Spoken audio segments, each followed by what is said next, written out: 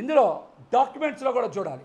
Aadhaar card ఏమో గుంటూరుది ఉంది, payments మొత్తం కూడా హైదరాబాద్, టోలీ చౌక్, ఐసిఐసిఐ బ్యాంక్ నుంచి చెల్లింపులు చేశారు. ఆధార్ కార్డు ఎక్కడిది పెట్టారు? గుంటూరుది పెట్టారు. పేమెంట్స్ అన్ని ఎక్కడి నుంచి చేశారు? హైదరాబాద్, టోలీ చౌక్, ఐసిఐసిఐ బ్యాంక్ నుంచి ఆయన చెల్లింపులు చేశారు. చెల్లింపులు హైదరాబాద్ నుంచే, ఆధార్ కార్డు గుంటూరుదే, దాని మీద డోర్ నెంబర్ ఉండదు, ఫోటోలు కూడా ఇంచుమించుగా కనపడేలాగా, అంటే మార్పు చేసే విధంగా అందరినీ పక్కదారి పట్టించేలాగే ఆయన ఫోటోలు పెట్టారు. 100% ఇది పవన్ కళ్యాణ్ గారు బినామీ మీద కొనుగోలు చేసిందే. అట్లాగనే రంగారెడ్డి జిల్లాలో పవన్ కళ్యాణ్ గారు ఫామ్ హౌస్ ఉంది శంకరపల్లిలో. ఆయన మొన్న ఎన్నికల అఫిడవిట్లో చెప్పాడు నాకు 14 ఎకరాలు ఉందని చెప్పి. కానీ పవన్ కళ్యాణ్ గారికి ఉన్నది 14 ఎకరాలు కాదు, దగ్గర 45 ఎకరాలు ఇప్పుడు ఆయన ఫామ్ హౌస్ని ఎక్స్టెండ్ చేశారు. మరొక 30 ఎకరాలు ఎక్స్టెండ్ చేశారు. ఆ భూమి కూడా 2019 తర్వాతే కొనుగోలు చేశారు. ఒక్కొక్క ఎకరం 7.5 కోట్ల రూపాయల చొప్పున కొనుగోలు చేసి 250 కోట్ల రూపాయల భూములకి డబ్బులు చెల్లించారు. 250 కోట్ల రూపాయల డబ్బులు చెల్లించారు. కావాలంటే ఆయన బౌండరీస్ మొత్తం కూడా 14 ఎకరాల్లో ఉండవు, కావాలని ఫెన్సింగ్ చెక్ చేసుకోవచ్చు. 45 ఎకరాల్లో ఉంటుంది, 45 ఎకరాల్లో ఉంటుంది. ఈ 250 కోట్లు కూడా మీకు ఎలాగొచ్చాయి? సమాధానం చెప్పండి. అట్లాగే పవన్ కళ్యాణ్ గారికి 2019లో ఎన్నికలు చేయడానికి కాపు సామాజిక వర్గ పెద్దలు కానీ ఎన్ఆర్ఐలు కానీ 125 కోట్ల రూపాయలు డబ్బులు ఇచ్చారు. ఈ డబ్బులన్నీ కూడా విరాళాన్ని కూడా వసూలు చేసింది ఆ రోజు జనసేన పార్టీలో ఉండేటువంటి కాపు పెద్దలు పివి రావు గారు, తెలంగాణ సిఎస్ ఆర్ఆర్ రామ్మోహన్ రావు గారు, చింతల పార్థసారథి గారు, కొంత ముత్తంశెట్టి కృష్ణారావు గారు. ఈ 125 కోట్లు కూడా 90% నగదు, 10% డీడీలు తెచ్చారు. ఎన్నికల్లో ఈ 125 కోట్లు ఎక్కడ ఖర్చు పెట్టావు, ఏం ఖర్చు పెట్టావు, ఎవరికి ఇచ్చావని లెక్కలు అడిగినందుకే వాళ్ళతో గొడవలు పడి బయటికి పంపారు. ఈ డబ్బులు ఏం చేసావు? పవన్ కళ్యాణ్ గారు సమాధానం చెప్పాలి. 125 కోట్ల రూపాయలు కాపు సామాజిక వర్గ పెద్దలు ఎన్ఆర్ఐలు ఇస్తే లెక్కలు చెప్పకుండా వాళ్ళతో గొడవలు పడి బయటికి పంపలేదా? ఈ పేరుకి చెప్పా, మీరు కూడా నేను సవాల్ ఇస్తున్నా, వాళ్ళు ఎవరైతే అయినా మీరు మాట్లాడండి. వాళ్ళందరూ వసూలు చేసిన మాట వాస్తవం, పవన్ కళ్యాణ్ గారికి ఇచ్చిన మాట వాస్తవం. చాలా ముఖ్యమైన విషయం ఇంకొకటి, పవన్ కళ్యాణ్ గారి నిజస్వరూపం తెలియాలి అంటే 2018 నుంచి 2024 వరకు పవన్ కళ్యాణ్ గారి రక్త సంబంధికుల ఆస్తుల వివరాలు ప్రకటించాలి. ఒక్క చిరంజీవి గారు రామ్ చరణ్ గారి తప్పించి పవన్ కళ్యాణ్ గారి రక్త సంబంధికులు కుటుంబ సభ్యులు అంటే వాళ్ళ అక్కగారు, వాళ్ళ చెల్లిగారు, వాళ్ళ మేనల్లుళ్ళు, వాళ్ళ అన్న, వాళ్ళందరి ఆస్తులు ప్రకటించాలి. పవన్ కళ్యాణ్ గారికి వాళ్ళందరూ బినామీలే. గతంలో వాళ్ళు ఎవరి మీద ప్రేమాభిమానాలు లేవే, వాళ్ళని ఏ రోజు మీరు కలుపుకోలేదే, కానీ వాళ్ళందరినీ కలుపుకున్నారు. విజయ గారి పేరు మీద ఎంత చేశారు, వైష్ణవ్ తేజ్ గారి మీద ఎంత చేశారు, వరుణ్ తేజ్ గారి మీద ఎంత చేశారు, లేకపోతే నాగబాబు గారి మీద ఎంత చేశారు, వీళ్ళందరూ కూడా ఆస్తులు పక్కాగా ప్రకటించాలి. 2018 నుంచే 2024 వరకు మీ ఆస్తులన్నీ ప్రకటించాలి. చాలా వరకు పవన్ కళ్యాణ్ గారి ఆస్తులు బినామీలన్నీ వాళ్ళ పేర్ల మీదే పెట్టారు. ఇంకో ముఖ్యమైన విషయం, పవన్ కళ్యాణ్ గారు ఎన్నికల అఫిడవిట్లోనే చూపించారు. 2021 నుంచి 24 మధ్య ఆయన హైదరాబాద్లో 4200 గజాలు ఆస్తులు కొన్నారని, 4200 గజాలు ఆస్తులు కొన్నారని ఆయనే చెప్తున్నారు. అవి ప్రధానంగా ఎక్కడున్నాయి?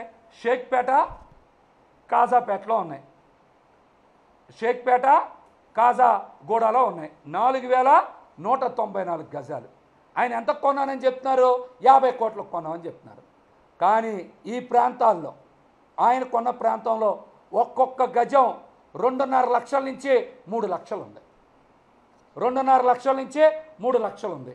అంటే ఆస్తుల విలువ మీరు కొన్నప్పుడు 120 కోట్లు, కానీ మీరు చూపించిందే 50 కోట్లు. మిగతా 70 కోట్ల రూపాయల బ్లాక్ మనీ ఎక్కడి నుంచి వచ్చింది మీకు? మిగతా 70 కోట్ల రూపాయల బ్లాక్ మనీ ఎక్కడి నుంచి వచ్చింది? ఎలా ఇచ్చారు? ఎలా ఇచ్చారు? శ్రీనగర్ కాలనీలో ఉండేటువంటి సాగర్ సొసైటీ కాంప్లెక్స్లో త్రివిక్రమ్ శ్రీనివాస్ గారి కార్యాలయం నుంచి పంపించారా? మీ దగ్గర నుంచి ఒక నల్ల స్కార్పియో డబ్బు సంచులను తీసుకొని అక్కడ డెలివరీ చేస్తే అక్కడి నుంచి ఆస్తులు కొనడానికి డబ్బులు ఇచ్చారా? ఏ బ్లాక్ స్కార్పియోల్ని ఎక్కువసార్లు వాడారు? సాగర్ సొసైటీ దగ్గర ఉండేటువంటి సాగర్ సొసైటీ కాంప్లెక్స్లో ఉండేటువంటి త్రివిక్రమ్ శ్రీనివాస్ గారి కార్యాలయానికి మీరు పంపలేదా? చెప్పండి మీరు. దీనికి కూడా సమాధానం చెప్పాలి. అట్లాగనే పవన్ కళ్యాణ్ గారు చెప్పారుగా చాలాసార్లు, పార్టీ కార్యాలయం కొనడానికే మా పిల్లల పేరు మీద నేను ఎఫ్డీలు రద్దు చేశా, మంగళగిరి పార్టీ కార్యాలయం కొన్నా అన్నారు. అసలు మీరు ఎఫ్డీలు ఎప్పుడు రద్దు చేశారు? ఎక్కడ రద్దు చేశారు? ఎంత విలువ రద్దు చేశారు? ఏ బ్యాంకుల్లో రద్దు చేశారు? ఏ ఆస్తి కొన్నారో సమాధానం చెప్పండి. కానీ మొన్న మీరు చూపించిన లెక్కల్లో మీ పేరు మీద కానీ మీ కుటుంబ సభ్యుల పేరు మీద కానీ 28 కోట్ల రూపాయలు ఫిక్స్డ్ డిపాజిట్స్ ఉన్నాయి. కానీ మీరు అప్పు 46 కోట్లు చేశారని చెప్తున్నారు. మీ బ్యాంకుల్లో ఫిక్స్డ్ డిపాజిట్లు 28 కోట్లు పెట్టుకొని 46 కోట్ల రూపాయలు అప్పు చేయడం ఏంటి? ఎవడన్నా డబ్బు ఉంటే అప్పు చేస్తాడా? బ్యాంకుల్లో ఫిక్స్డ్ డిపాజిట్లు 28 కోట్లు ఉంటే 46 కోట్లు ఎవడన్నా అప్పు చేస్తాడా? ఈ మాయ ఏంటి? ఈ మర్మం ఏంటి?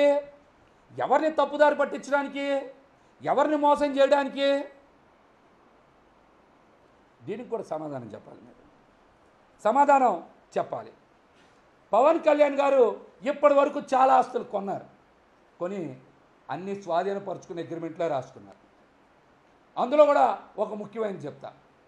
హైదరాబాద్ జనసేన పార్టీ కార్యాలయం ప్రశాసన్ నగర్లో నడిచిన కార్యాలయం ఆంధ్రజ్యోతి వెనకాల పక్కనే ఉంటుంది. ఆ కార్యాలయం మొన్నటి వరకు అద్దె కార్యాలయం, ఇప్పుడు సొంత కార్యాలయం అయింది. ఇది అందరికీ తెలిసిన నిజం. ప్రశాసన్ నగర్లో ఉండే కార్యాలయం అద్దె కార్యాలయం, ఇప్పుడు సొంత కార్యాలయం అయింది. ఇంకా రిజిస్ట్రేషన్ కాలా, స్వాధీనమే రాసుకున్నారు. ఎందుకు? రేపు 19 తర్వాత ఏదో 2-3 సినిమాలకి అడ్వాన్స్ తీసుకొని ఆ డబ్బుల ద్వారా రిజిస్ట్రేషన్ చేయించుకున్నానని చూపించడానికి. ఏంటి? రిజిస్ట్రేషన్ చేయించుకున్నానని చూపించడానికి. ఇది కూడా నిజమా కాదా? చెప్పండి సమాధానం. మీరు నిజమా కాదా? సమాధానం చెప్పండి. నర్రా శ్రీనివాస్ పేరు మీద కూడా ఈ 10 ఏళ్ల కాలంలో హైదరాబాదులో పెద్ద ఎత్తున ఆస్తులు కొన్నారు. ఆయన పేరు మీద కూడా పెద్ద ఎత్తున వ్యవసాయ భూములు ఉన్నాయి.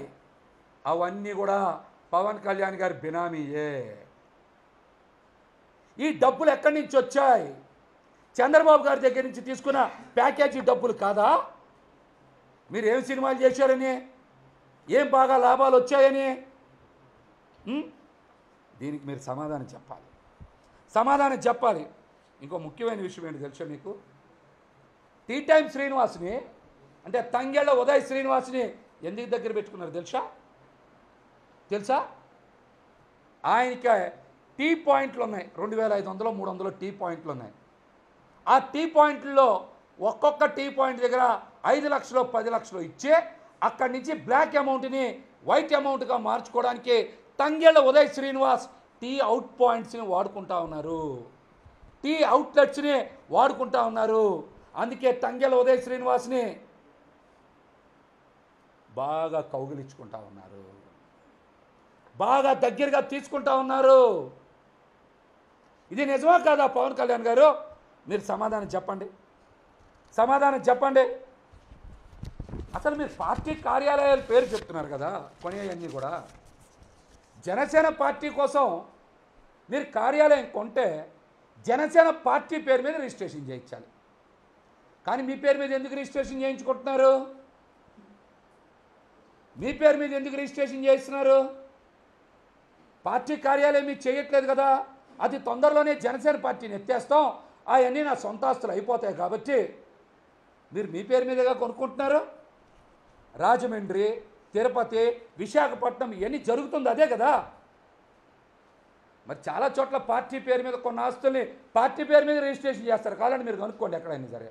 కానీ ఒక్క జనసేన పార్టీలో మాత్రమే జనసేన పార్టీ కార్యాలయం పేరు చెప్పి పవన్ కళ్యాణ్ గారి పేరు మీద రిజిస్ట్రేషన్ చేయించుకుంటారు. ఆయన ఏంటి పవన్ కళ్యాణ్ గారి పేరు మీద రిజిస్ట్రేషన్ చేయించుకుంటారు. మంగళగిరి కార్యాలయం కూడా ఆయన పేరు మీదే ఉంది, అదేమో జనసేన పార్టీ పేరు మీద లేదు. కావాలంటే ఆ డాక్యుమెంట్స్ కూడా పంపిస్తా, చూసుకోవచ్చు అవి కూడా. అట్లాగనే హైదరాబాద్లో నీరూస్ పక్క సందులో ఇప్పుడు మీరు నివాసం ఉంటున్నారు కదా, ఆ ఇల్లు 2019 తర్వాతే కదా కూల్చేసి నేలమట్టం చేసి అత్యంత ఆధునికంగా నిర్మాణం చేశారు. ఈ డబ్బులు ఎక్కడి నుంచి వచ్చాయి చెప్పండి? ఈ డబ్బులు ఎక్కడి నుంచి వచ్చాయి? దీనికి కూడా మీరు సమాధానం చెప్పాలి. చాలామందికి తెలియని విషయం ఏంటి తెలుసా? ఫిలిం ప్రొడ్యూసర్, పీపుల్స్ మీడియాకు చెందినటువంటి వ్యక్తి టీజీ విశ్వప్రసాద్ పవన్ కళ్యాణ్ గారికి ముమ్మాటికి బినామీయే. పవన్ కళ్యాణ్ గారికి ముమ్మాటికే బినామీయే. 2018 డిసెంబర్లో కూడా పవన్ కళ్యాణ్ గారు అమెరికా వెళ్ళారు విరాళాల కోసం. అప్పుడు విరాళాల కోసం తీసుకున్న ప్యాకేజీ డబ్బుల్ని వైట్ కింద మార్చుకోవడానికి టీజీ విశ్వప్రసాద్ని అమెరికాలో వాడుకున్నారు. టీజీ విశ్వప్రసాద్ అందుకనే పవన్ కళ్యాణ్ గారితోనే కలిసి తిరిగాడు అక్కడ. పవన్ కళ్యాణ్ గారితో చేసిన సినిమాలు కానీ ఇతర సినిమాలు కానీ పీపుల్స్ మీడియా ద్వారా పెద్ద సక్సెస్ కాల. కానీ టీజీ విశ్వప్రసాద్ గారు ఏం చెప్పారు? పవన్ కళ్యాణ్ గారితో ఇంకో 7 సినిమాలు చేస్తానని చెప్తున్నాడు. మీరు ఎవరైనా చెప్పండి, ఎవరికైనా సినిమా లాస్ వస్తే మీరు ఇంకోసారి సినిమా తీస్తారా? ఏ రావణ గారు తీస్తారా? ఎవరన్నా సినిమా ఏమన్నా తీస్తారా? లాస్ వస్తే మళ్ళీ సినిమా తీస్తారా? కానీ 7 సినిమాలు తీస్తానని చెప్పాడు. 7 సినిమాలు తీస్తాడు. నష్టం వస్తే ఎలా సినిమాలు తీస్తావా? నష్టం వస్తే 7 సినిమాలు తీస్తావా? ఎవరి డబ్బులు ఇయ్యే? పవన్ కళ్యాణ్ గారి డబ్బులు. బ్లాక్ అమౌంట్ని టీజీ విశ్వప్రసాదే వైట్ అమౌంట్ కింద చేయడానికి 7 సినిమాలు తీస్తా అని చెప్పి బ్లాక్ని వైట్ చేయడానికి రూటింగ్, ఏమంటారు దాన్ని? రూటింగ్. నువ్వు ఒక ఇన్స్ట్రుమెంట్, విశ్వప్రసాద్ ఒక ఇన్స్ట్రుమెంట్ పవన్ కళ్యాణ్ గారికి. పీపుల్స్ మీడియాలో కూడా పవన్ కళ్యాణ్ గారికి పెద్ద ఎత్తున వాటాలు ఉన్నాయి. ఇంకో ముఖ్యమైన విషయం కూడా చెప్తున్నా, ఇది అందరికీ తెలిసిన విషయం అనుకుంటా. అసలు నేను పేరు ఎత్తకూడదు అనుకున్నా, కానీ ఎత్తుతున్నా. ప్రతి నెల రేణు దేశాయ్ గారికి 10 లక్షలు ఎవరు తీసుకెళ్ళిస్తారు చెప్పు? పవన్ కళ్యాణ్ గారు నీకు ఫోన్ చేసి చెప్తే 10 లక్షల రూపాయలు నువ్వు క్యాష్ తీసుకొచ్చి ప్రశాసన్ నగర్ ఆఫీసులో ఇస్తే వాళ్ళ ఒక అకౌంట్లో క్యాష్ డిపాజిట్ చేసి రేణు దేశాయ్ గారికి పంపిస్తున్నారు కదా. అసలు నీకేం సంబంధం? నువ్వు పవన్ కళ్యాణ్ గారు బినామీ కాకపోతే 10 లక్షల రూపాయలు ప్రతి నెల నువ్వు ఎందుకు తీసుకెళ్ళిస్తావు? దీనికి చెప్పు సమాధానం.